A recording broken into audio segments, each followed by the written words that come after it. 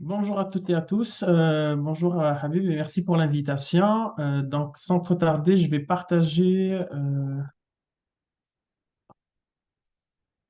aujourd'hui, comme mentionné, on va parler des étudiants internationaux maghrébins à Montréal, qui était mon sujet de recherche pour ma thèse de doctorat. Mais pour la première fois aussi, je vais essayer de mettre comme un état de lieu de ce qui se passe à Montréal dans les questions de l'accueil.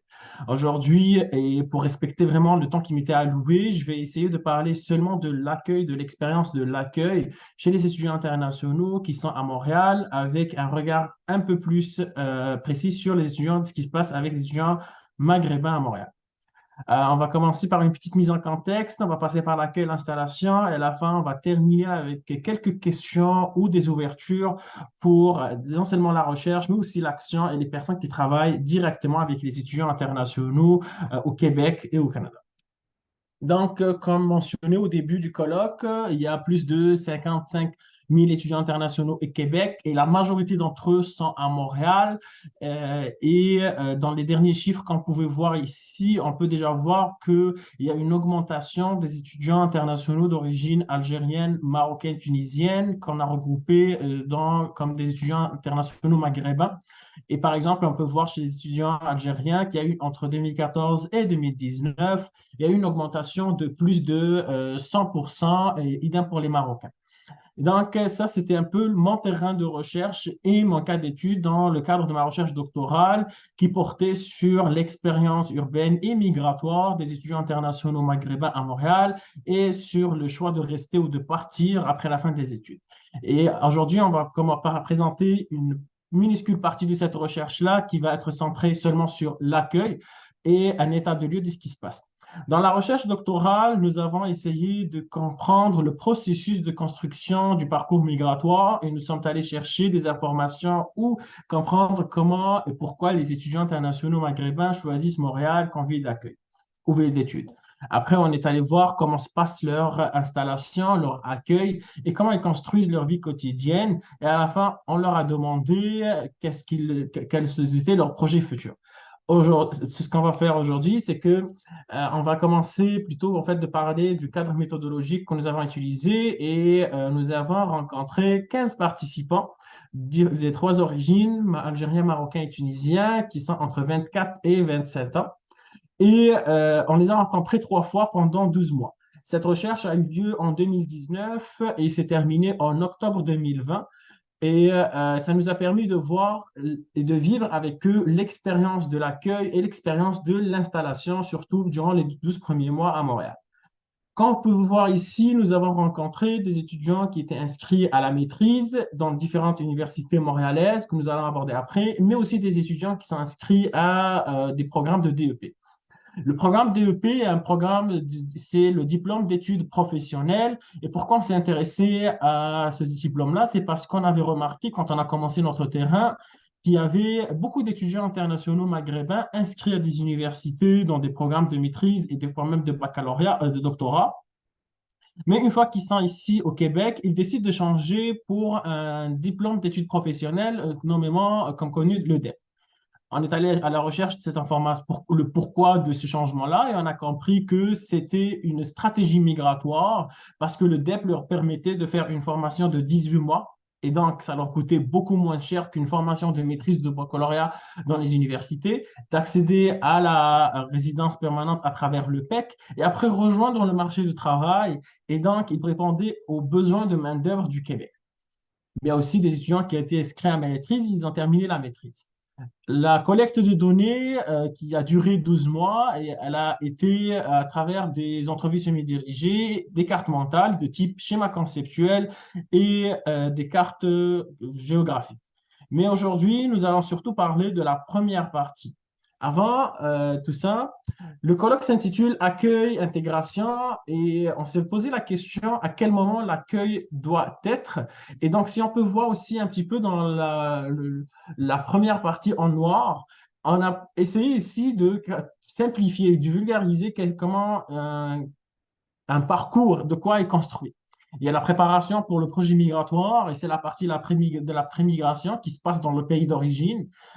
L'idée de venir migrer, quel pays choisir, pourquoi choisir ce pays-là, quelle formation.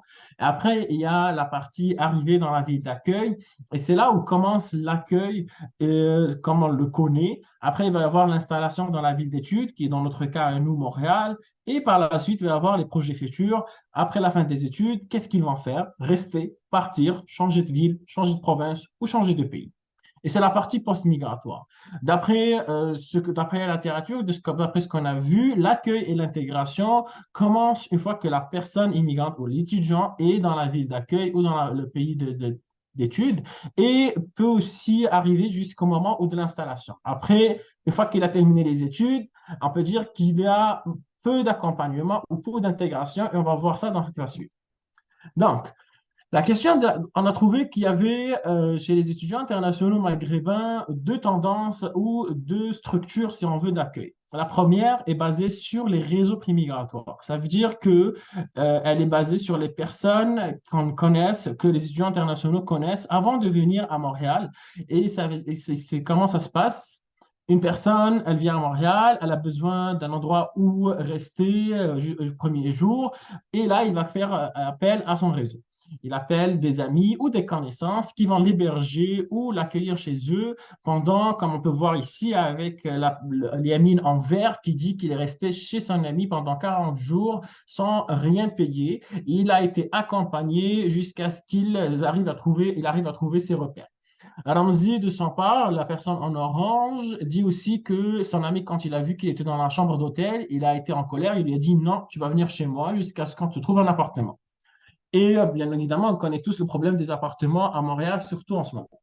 Mais il y a aussi des personnes qui n'avaient pas des amis proches et donc ils ont fait appel à leurs connaissances ou à des amis d'amis, comme c'est le cas de Massinissa, qui est un cas aussi particulier. C'est qu'il est venu, il avait un ami ici, mais il est venu avec un autre ami et donc il a trouvé un hébergement pour lui et pour la personne qui l'accompagnait à travers son réseau à lui.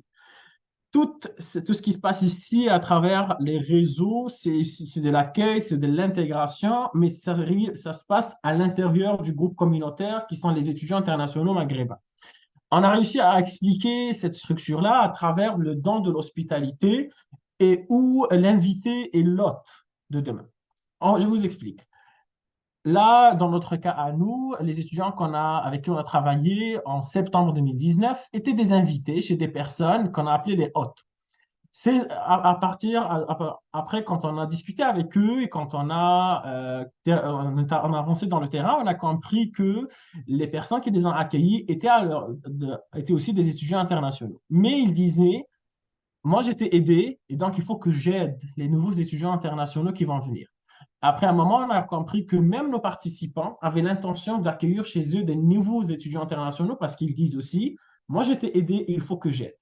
Et là, on a compris qu'en fait, il y avait toute une dynamique d'accueil non contrôlée, non structurée, et qui est basée sur l'hospitalité comme dette, et qu'on a réussi à expliquer à travers le don de l'hospitalité. Cette structure-là, elle aide à renforcer les liens sociaux et construire son réseau post-migratoire. Et donc, ça aide à élargir le réseau et sortir la personne de l'isolement si on veut. Mais elle a aussi un impact sur la suite de l'expérience migratoire. Et là, je m'explique, c'est que l'expérience de l'accueil et l'expérience de l'hospitalité, c'est juste une partie de l'expérience migratoire. C'est la première partie de l'expérience migratoire.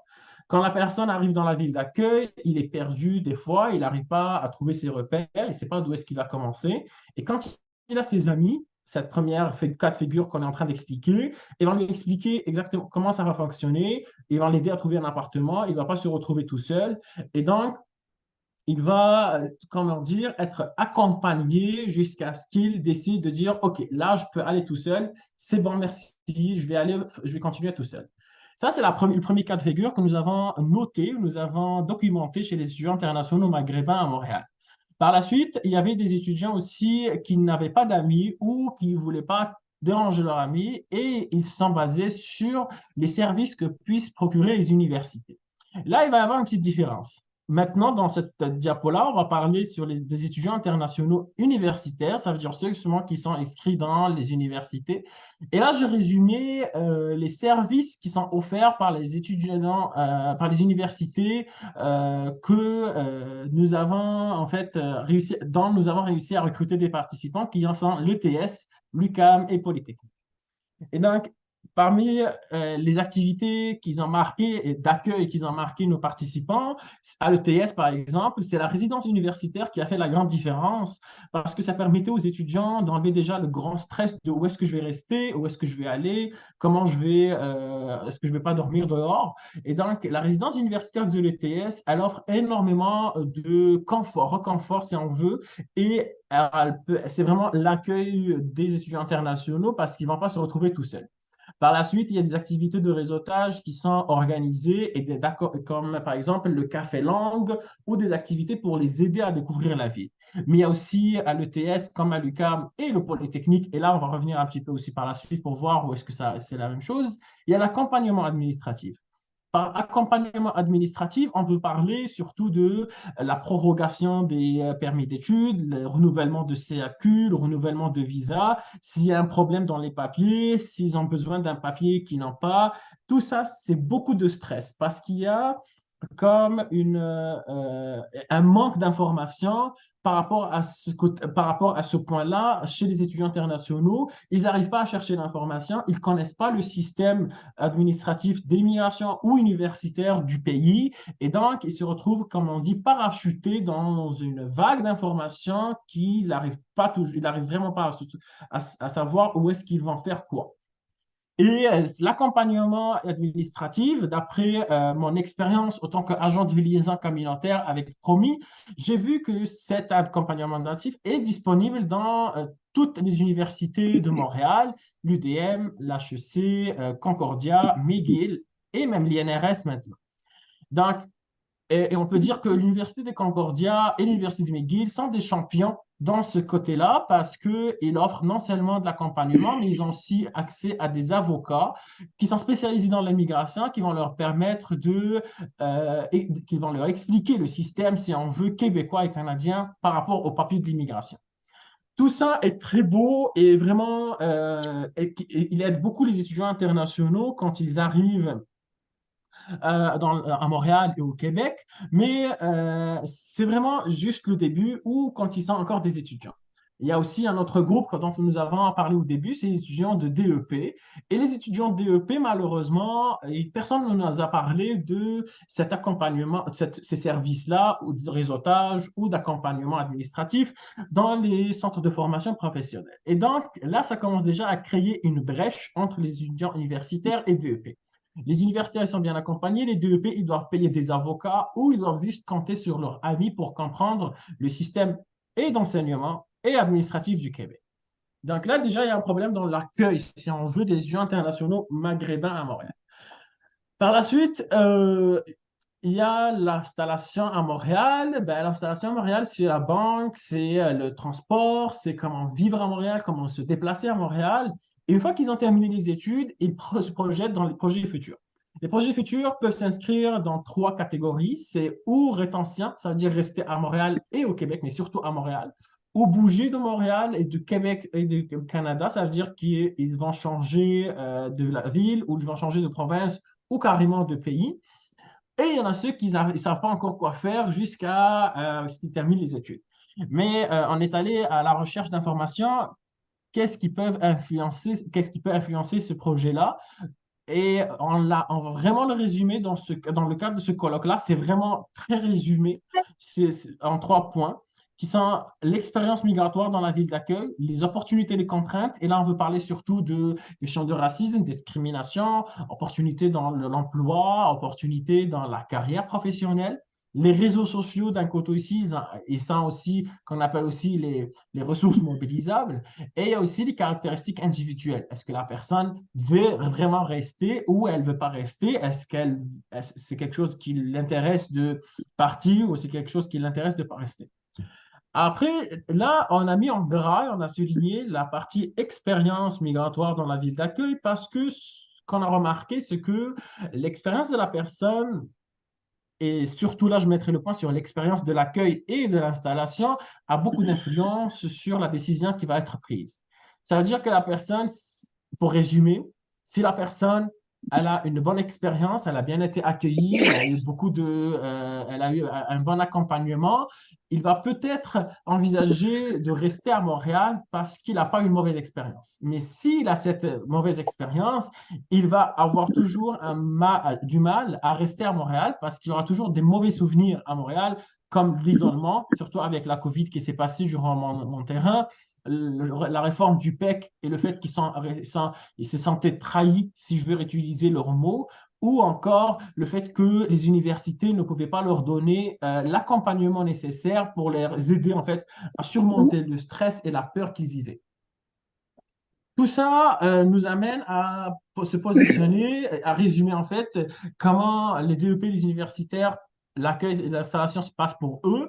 Donc, dans les universités, pour résumer, il y a les services universitaires qui sont super développés en ce moment et qui se développent de plus en plus. Et il y a aussi les réseaux personnels et on l'a expliqué à travers le don de l'hospitalité. Chez les DEP, il y a surtout les réseaux sociaux qui sont le don de l'hospitalité et on voit dernièrement, à travers notre travail avec Promis, que les centres de formation de DEP commencent à s'intéresser de plus en plus et commencent à offrir des services universitaires. Je ne peux pas me prononcer sur le cégep parce que ce n'est pas un terrain que j'ai pas encore terminé tout le travail sur le terrain de cégep, qu'est-ce qu'il offre et non, mais c'est quelque chose sur lequel je suis en train de travailler. Il y a aussi, en dehors des universités et du réseau, ce qu'on peut appeler le communautaire ou les services qui sont hors académiques pour académiques. Il y a par exemple le bureau d'accueil plus qui les accueille à l'aéroport de Montréal et qui leur offre plein de brochures, plein d'informations et des ateliers aussi pour qu'ils puissent en fait se positionner et les utiliser le maximum. Mais c'est juste une fois ou deux fois et après, c'est bon. Il y a aussi éducation internationale, mais c'est surtout pour ceux qui viennent pour les formations professionnelles. Et ça, c'est vraiment à l'échelle du Québec. Mais il y a aussi des organismes communautaires, et là, je donnerai l'exemple de Promis, qui offre des services maintenant très développés pour les étudiants internationaux, comme l'accueil, l'intégration, la résidence, pour les personnes qui viennent en famille et qui ont besoin de placer leur enfant ou que le mari a besoin de trouver un travail, ou aussi pour les sortir d'un isolement et les aider à rencontrer d'autres familles qui ont vécu la même chose. Mais ça, c'est durant les études. La question qui se pose, c'est qu'est-ce qui se passe après la fin des études? Certes, les étudiants, on va les accueillir au début, on va bien même si on les accueille, on les accompagne, on les aide à trouver un réseau, mais une fois qu'ils ont terminé les études, ben, ils n'ont plus droit au service universitaire si on veut. Qu'est-ce qui va se passer? C'est comme s'ils vont ils vont être parachutés dans le vide durant cette période-là, où ils vont du passage vers du permis d'études, où ils sont étudiants internationaux, vers le permis de travail et la résidence. Et c'est là où le service communautaire rentre en jeu. On a par exemple le Montréal International qui a développé cette initiative qui s'appelle Je choisis Montréal et il y a aussi la même à Québec qui s'appelle Québec International. Mais tout ce qu'ils offrent, ça reste de l'information, de l'outillage et pas de l'accompagnement. Par rapport à les organismes communautaires tels que Promis, mais il y a aussi d'autres qui sont à Montréal, ils leur offrent aussi de l'accompagnement pour le CV, pour trouver un travail ou pour, comme je vous ai expliqué, aider à intégrer leur famille.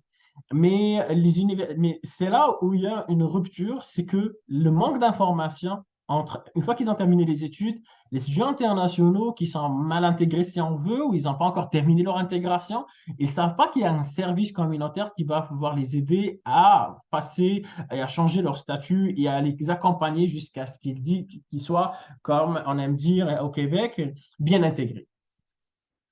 Donc, si on veut résumer les manques chez les étudiants internationaux, c'est il y a en fait, il va y avoir trois phases, avant, durant et après. En effet, on a remarqué qu'avant qu'ils viennent à Montréal, on leur envoie des brochures, on leur envoie des documents énormes, mais ils ne savent pas comment la vie fonctionne parce que l'accueil, c'est pas seulement à l'université, c'est aussi dans la ville durant laquelle ils vont vivre, c'est dans la société dans laquelle ils vont vivre, qui est la société québécoise. Et donc, il y a un manque de préparation et d'information et d'outillage et même de suivi. je crois on doit de plus en plus travailler sur cette partie-là pré-migratoire. On doit aider les étudiants à être bien préparés pour qu'ils viennent, qu'une fois qu'ils sont ici, ils ont toutes les informations nécessaires. Par la suite, il y a le durant. Ça veut dire qu'on les informe, on les accueille et on les outille, mais il faut faire aussi de suivi pour qu'on puisse après aller vers la fin, ce qui va se passer après, comment ça va se passer, le changement de statut, il y a l'assurance, il y a plein de changements dans leur vie qui vont arriver. Il y a aussi le fait qu'ils vont commencer à travailler. Et là, je crois qu'à un moment donné, il faut vraiment leur donner les informations nécessaires, pour le bagage nécessaire et les conseiller même pour qu'ils puissent être prêts à aller dans ce bassin-là et sortir de l'académique et avec un nouveau statut. Donc, là, on parle de l'accueil, certes, mais je crois qu'à un moment donné, il faut qu'on parle plutôt de l'accompagnement. Pourquoi on va parler d'accompagnement? Et sur ce point-là, je vais conclure. L'accueil, comme on a vu, ça se passe à l'arrivée dans la vie de l'accueil. Ça peut être aussi dans l'installation, donc ça peut aider à l'intégration. Mais l'accompagnement, eh ben, il doit être dans les quatre phases. Une fois ils commencent à préparer, je ne dis pas on doit les aider depuis le début quand ils sont en train de choisir quelle ville. Non, ça c'est la mission de le recrutement. La mission de l'accompagnement, c'est plutôt les aider à choisir. En fait, non, plutôt à s'installer et à venir préparer dans la ville d'accueil. Une fois qu'ils sont ici, on doit aussi les accompagner avec l'accueil et tout ce qui porte avec. Et il y a aussi l'installation dans la ville pour leur permettre une bonne intégration. Et enfin, il faut aussi les suivre dans le projet futur. C'est pas parce qu'ils ont terminé les études qu'ils sont bien intégrés ou qu'on peut les laisser, c'est bon, l'accueil se termine. Non, l'accueil et l'accompagnement doivent continuer jusqu'à ce que la personne soit bien intégrée ou est-ce qu'il soit dit, OK, c'est bon, là, je suis bien, je n'ai pas besoin d'accompagnement, il est bien installé. Donc, tout ça pour vous dire que l'expérience de l'accueil doit être en fait une partie intégrante de l'accompagnement. Et donc, à un moment donné, il faut qu'on réfléchisse au post-migratoire, post-migratoire, post-études, et qu'on parle plutôt de l'accompagnement des étudiants internationaux jusqu'à ce qu'ils deviennent des résidents permanents, des immigrants économiques, des immigrants permanents et bien installés au Québec pour s'assurer qu'ils restent vraiment ici, que leur expérience migratoire et leur expérience d'études soient bien passées et que l'expérience de l'accueil ne soit qu'une partie de l'accompagnement. Et sur ce, je termine et je vous remercie.